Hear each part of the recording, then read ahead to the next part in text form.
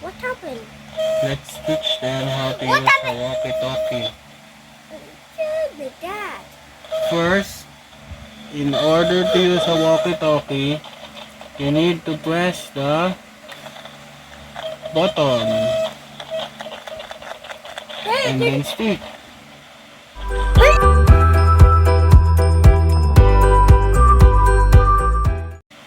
Hello. And then after that, release.